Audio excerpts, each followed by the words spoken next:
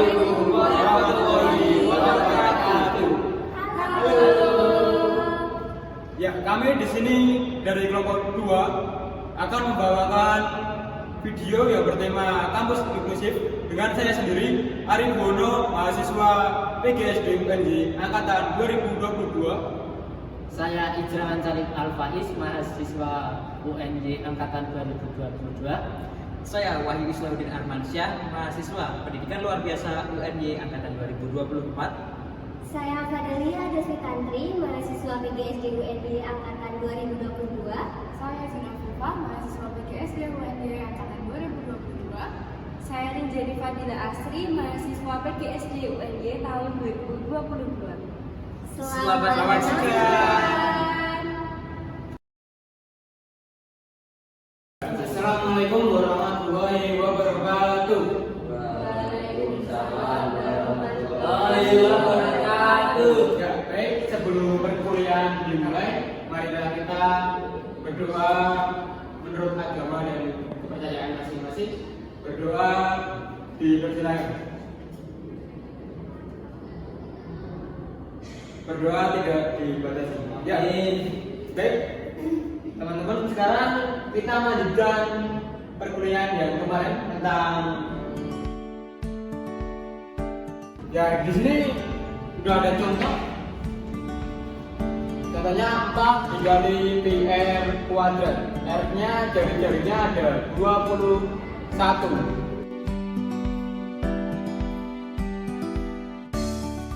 Coba itu ada soal dikerjakan, saya beri waktu 10 menit.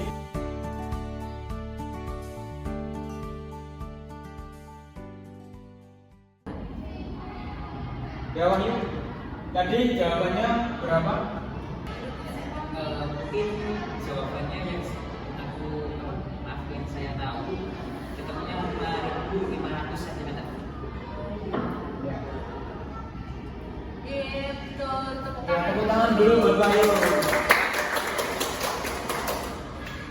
Ya mungkin Ijra, gimana cara mengukur luas lingkaran?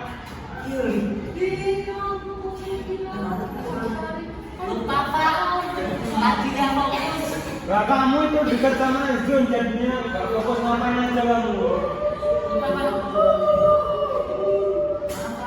Loh, dicontoh Wahyu. Walaupun dia memiliki kekurangan tapi memperhatikan, bisa mengikuti perkuliahan dengan baik. Ya maaf Pak, soalnya tadi ada kendala. Ngapain? Ini Pak lupa kalau pensil nggak bisa ngitung jadinya. Kita ulang lagi tentang luas lingkaran. Luas lingkaran itu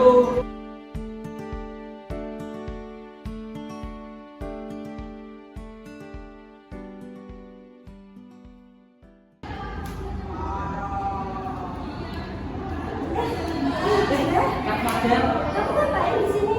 mau pertemuan forum antar kelas. Kan di rumah nggak sedang kamu masih di sini. Pada belum datang ya. Aku juga mau ke sana, mau bareng. Yuk, bareng saya. Yuk.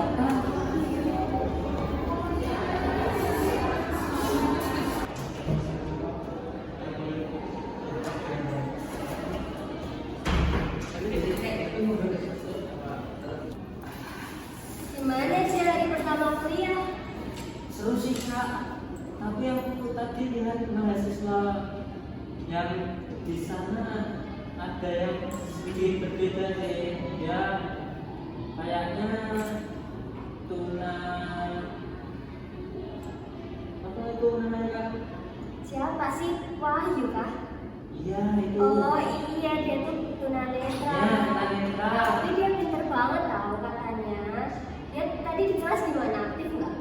Itu sih Kak, aku tadi dia itu sempat bantu temennya yang sebelahnya malah terus kayak gitu gimana ya Kak, cara kita bantuin dia Kak? Bantuin dia ya, sebenarnya tuh kayak bantuin itu jadi peran penting banget sih buat mahasiswa di sekitar dia. Kayak hal-hal kecil aja, misal bantu bacain materi atau bantu jelasin ulang. Bisa ditanyain juga, diperhatiin gimana hari ini, paham nggak sih sama materi hari ini. Kalau Ya sih kak, tapi kan kita juga banyak kesibukan. Bener sih, nggak salah. Tapi kan kayak bantu aja kecil itu tuh berarti banget deh buat teman-teman yang kayak Wahyu. Iya ya, kalau dipikir-pikir kita juga sama manusia dari situ ya. Lalu menolong. Iya, gitulah inklusi itu bukan tentang soal membantu aja, tapi kayak kita yang menerima perbedaan. Karena ya kita semua tuh punya hak untuk apa ya, belajar dan berkembang gitu loh.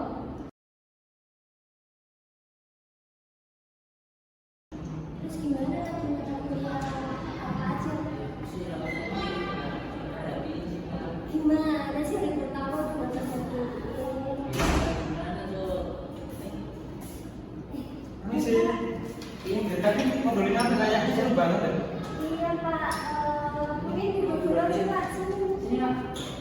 Mungkin duduk-duduk aja ini. Nah, Terima kasih Pak. ya sama-sama Wahyu. Tadi kalian ngobrolin apa? Itu loh Pak, Ija, itu penasaran karena gimana sih caranya teman-teman kayak Wahyu itu bisa ngikutin pelajaran di kuliah gitu. Mungkin pelajaran di perkuliahan ya. Karena mungkin ada teman-teman mikir, wah ini teman kita teman inklusi disabilitas pasti nggak bisa ngikutin perkuliahan kayak gitu ya. Ya, gimana tuh Ija tuh? Iya kak. Ya mungkin coba langsung ditanyain aja ke Wahyu gimana. Gimana sih Pak caranya kok bisa mengikuti seperti teman-teman kita? Ya ada aku biasa ya, mereka kayak kan menurutku kekuranganku kan cuma di penglihatan, jadi kan aku masih bisa memanfaatkan yang lain. Jadi aku biasanya juga bisa dari merekam penjelasan dosen atau mungkin nyari referensi lain pakai YouTube, atau kalau nggak gitu ketika dosen ada istilah-istilah penting yang mungkin dikhawatirkan nggak ada di YouTube, ya aku nanti kan WA temen yang aku udah akrab minta catatan mereka suruh nulisin di WA itu terkait mungkin hanya ini sih materi-materi atau istilah-istilah khusus yang itu penting dan dikhawatirkan di media lain nggak ada, itu sih aku. Jadi memang butuh kontribusi dari beberapa pihak juga. Tuh tadi kamu tanya kan gimana cara kita mahasiswa lain itu bantu teman-teman yang kekurangan itu bisa, kalau ditanya di WA ya dijawab Ija. Terus kesulitan yang kalau kita nggak bisa gimana ya, bisa kita Mas Wahyu nggak bisa menyelesaikan, konsultasinya gimana? Aku biasanya ini negosiasi dengan dosen. Jadi ketika aku ada apa ya kesulitan atau apa ya, nanti aku minta solusi ke dosen. Kalau nggak gitu kan ini ya di kampus ini kan udah ada kayak semacam ULD kayak unit layanan untuk disabilitas. Nah itu nanti aku ngomong ke mereka bahwa aku ada kesulitan di matkul ini dan ini apa aku belum menemukan solusinya. Tapi aku biasanya pakai itu alternatif terakhir sih, kalau memang dari dosen itu juga sama-sama bingung gitu. Kalau aku itu biasanya ke teman dulu, kalau dari teman juga bingung atau dari penjelasan teman aku nggak paham ke dosen. Kalau dosen nggak, masih dosen itu masih bingung karena mungkin mereka juga masih awam, juga baru aku ke yang ULD itu tadi. Jadi kayak harus mencari konsultasi atau komunikasi dengan beberapa pihak gitu sih. Nah, mungkin kalau mau dari segi kampus sendiri ya Pak Yuri, fasilitas apa sih yang masih perlu dibenahi atau dipertimbangkan? Aku sekarang ganti dulu deh, apa sih yang dikasih kampus buat mahasiswa seperti kami? Kalau aku merasa ini sih dari segi sosial, aku merasakan di kampus ini tuh sosialnya sudah bagus, baik dari dosen, dari teman-teman. Jadi ketika aku mau bermobilisasi ke kelas atau mungkin dalam hal pembelajaran itu, menurut saya kan mereka tuh udah welcome untuk diajak diskusi atau diminta solusi itu. Nah hanya mungkin fasilitas tambahan kalau aku harapkan dari kampus itu ini fasilitas dalam bermobilisasi, dan jadi aku biar bisa lebih mandiri untuk berpindah tempat sendiri, itu biar bisa, itu kayak mungkin contohnya setiap kelas dikasih di pintunya atau di jendelanya itu dikasih braille buat ruangan, misalkan ini ruang berapa itu ada petunjuknya masing-masing. Terus juga mungkin perlu adanya guiding block yang ada warna kuningnya itu di jalan-jalan itu untuk penunjuk jalan biar teman-teman kayak saya tunanetra ini bisa jalan mandiri. Itu sih mungkin. Tapi secara umum di kampus ini tuh aku nyaman gitu. Tapi kalau buku-buku braille itu di sini udah banyak belum sih? Karena sekarang itu kan teknologi udah maju ya, jadi sebenarnya mungkin kalau kita berkacanya ke braille mungkin kurang, tapi karena aku lebih sering pakai buku e-book yang PDF, aku sering nyari jurnal-jurnal itu juga di internet, ya mungkin jadi bukan menjadi suatu masalah lagi gitu, jadi aku masih bisa akses dari yang lain gitu. Belum lagi sekarang kan teknologi sekarang dengan adanya AI juga itu ini bisa membacakan foto yang ada di teks gitu. Jadi misalkan aku materi dari dosen itu di foto teman, nah nanti teman-teman kirim foto ke aku, nanti aku bisa mengubah dari foto itu menjadi teks. Jadi mungkin buku braille itu bukan menjadi suatu permasalahan lagi. Itu Wijra, Fadil, dan paham belum? Paham Pak, makasih Pak. Soalnya dari kemarin aku bingung banget kok bisa ya. Makanya kalau dari kemarin tuh perhatikan seperti Wahyu kayak gini yang memiliki kekurangan tuh bisa berkuliah, bisa memperhatikan, bisa menjawab pertanyaan-pertanyaan. Kamu yang gak ada kekurangan malah fokus sama HP.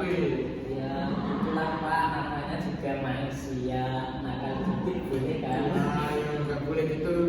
Makasih ya Pak sudah diberi penjelasan. Yang makasih juga pada Wahyu ya, sudah memberikan penjelasan kepada teman-teman biar teman-teman paham.